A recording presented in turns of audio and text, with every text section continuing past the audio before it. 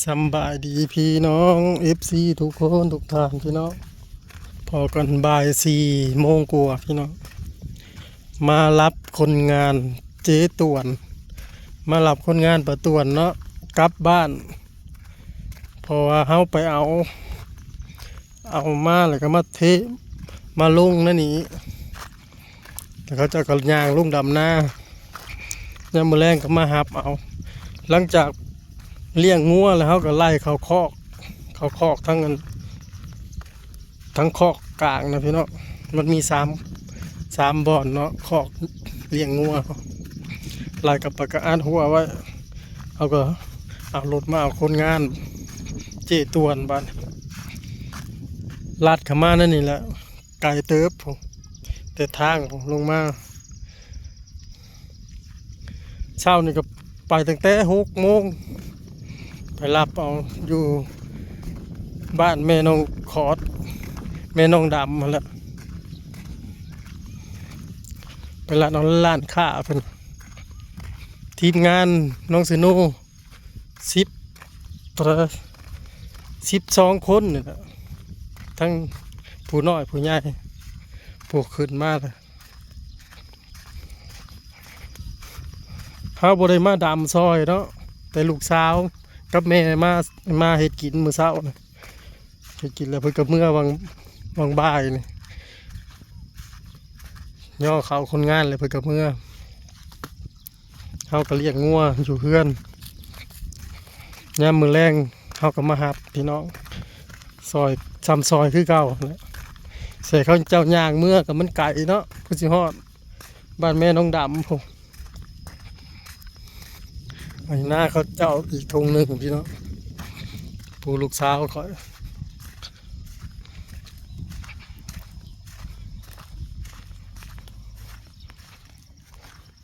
4 โมงครึ่งพี่น้องแล้ว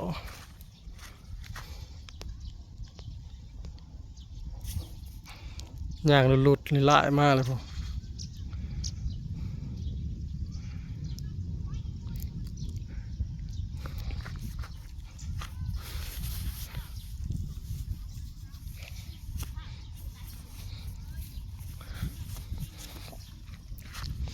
แล้วมือเดียวพี่น้องหน้าเก้า50 ให้2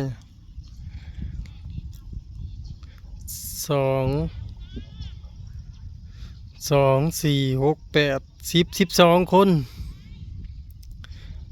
เด็กน้อยเด็กสองคนพี่น้องผู้บริดำหน้านะการได้น้อยนะก็ดำหน้ามืดด้วยฮะบริดำแต่ผู้น้อยฮันเขาเจ้าดำเป็นแล้ว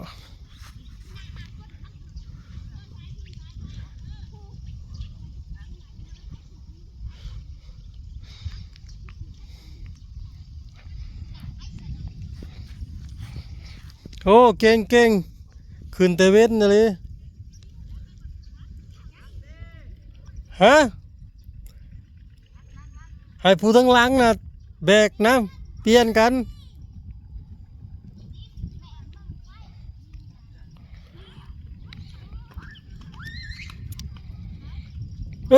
2 คนบ่จับซอยกันเนาะโอ้สลาดลายอะไร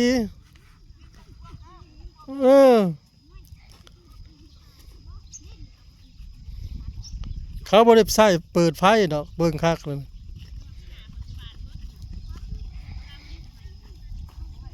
ผู้ที่4 โมงบ่เขาหายเต็มคือเก่าบ่ใครล่ะผู้เก่งเนาะมอน้อยๆนี่ก็ได้เจ้าได้เท่าไรเจ้านะได้เท่าไรนะไม่ใหญ่นะ200บ่โอ้เนี่ยพุ่นน้อยๆนี่ก็ได้หมอดินเด้พิเศษว่าหมอดินนะใครล่ะก็ยังใครอยู่ก็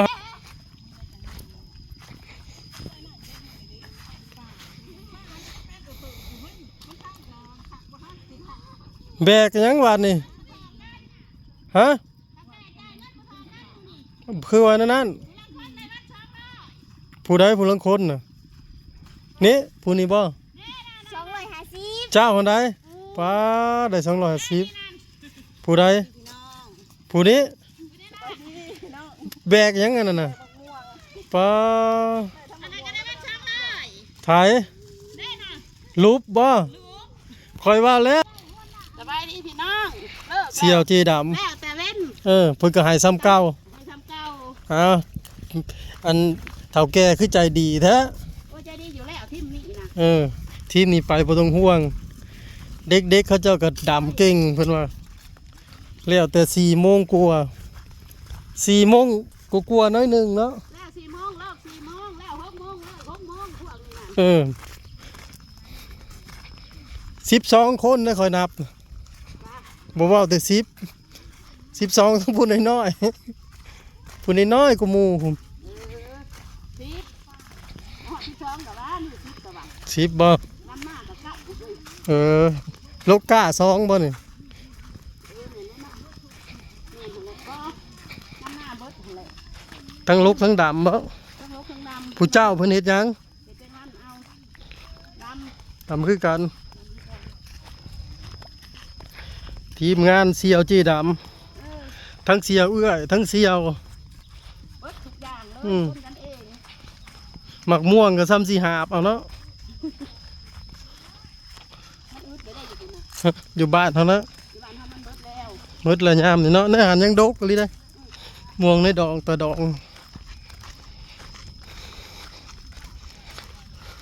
หมอดินหมอว่าได้หน่อยนึงได้ติบนะเขาใหาย300ค่าไทยนำคอยบริมาเลี้ยงงัว มีม้าได้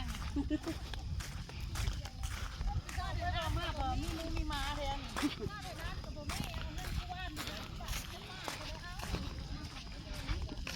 ปุ่นแล้วไปส่งอยู่นา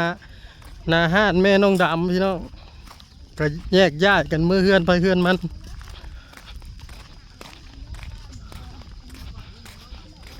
ไผเปียกเลยอยู่นอก คุณแต่เว้นแล้วเว้นให้คุณเว้นคนว่า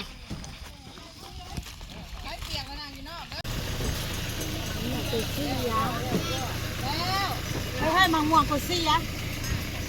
ได้ทำหมักม่วงบรูปดอกเจ้า ตามังม่วงเสียสบายดีพี่น้อง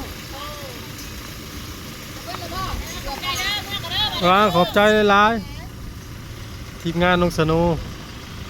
มาถอกบอลเดียวส่งเขาเจ้ากับเมื่อเฮือนไปเฮือนมัน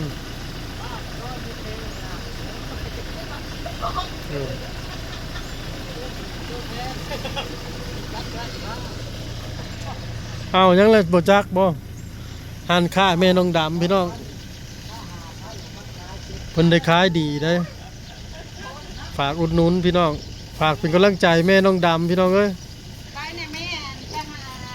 สองคนเล่มดิ อุดหนุนได้เอามา 2 คนเอาไปยอดทานนั่น ฮะ ให้บอกว่าของมาทานเมื่อเลย เอาเสียจักสอบ พวกมันโหลดมากนะแต่เอาเมื่อละ2 บ่ได้เจ้าได้จักสอบขอถามนะ บาทนะเขาขวดน้ำมันลงบ้านลงไปกิน เนี่ยบ่ได้จักสอบซะ ข้าวอยู่วันของน้ำเพิ่นมาก่อนนั้นเท่าไรเนี่ยก่อน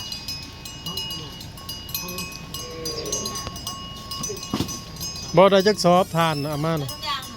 รวมเบิดนะบ้านลงเบิดก็มี ยังบ่ได้ลงหมดหาบ่เอาหลายดอกเฮาเอา5สอบ บ้านเก็บก็มี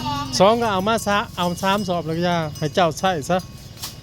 ได้10สอบ20สอบก็อย่าใช้ล้อเด้ได้หลายสอบก็ให้เจ้าใช้รถขอยเอา5สอบซ้ำมันให้บ่มุมตัดนั่นแหละ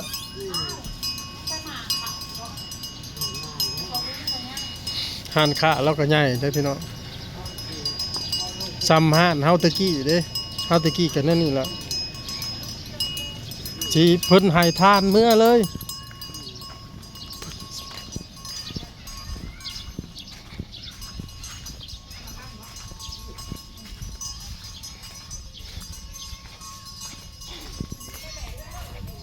ฮอดเฮือนแล้วฮอดโคกน้องนาเฮาแล้วบาดจักเอา บักสั้นตายให้หัวข้าบอก เอาคนเอาทีมงานดำหน้าประตวนเมื่อส่งฮอดบ้านแม่น้องคอดแม่น้องดำเนาะเพิ่นก็เอาท่านหน่อย3สอบท่านก็ไม้เฮานี่แหละไม้ค้ามนี่แหละเอาเมื่อเฮ็ดแต่พุ่นแหละเป็น5สอบเฮาเอาแต่5สอบไม้เล่าวซะกายครับลูกสาวก็บ่ทันมากับป้าดำเนาะคือบ่โทรถามเขาเบิ่งหึแกจักเจดำมาเลยป้าดำมาเลยเขาลงมาเอาสั้นก็บักกิดเผาเฮือนก็ได้เผาเฮือนหายบ่หึสวัสดีป้าลุงมาสวัสดีมือมาน่ะนี่หน่อยพี่น้อง บอกนี่เด้อ่อนอ่อนอ่อนเจ็บเหรอกราบยัง กราบ ไม่มาบ่ เรือ2ตัวพี่น้อง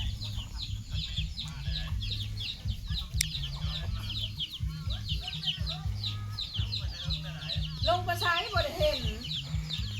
คลิปภาพไปเพียงจะมีพี่น้องพอกันคลิปหน้าขอบคุณทุกกำลังใจสบายดี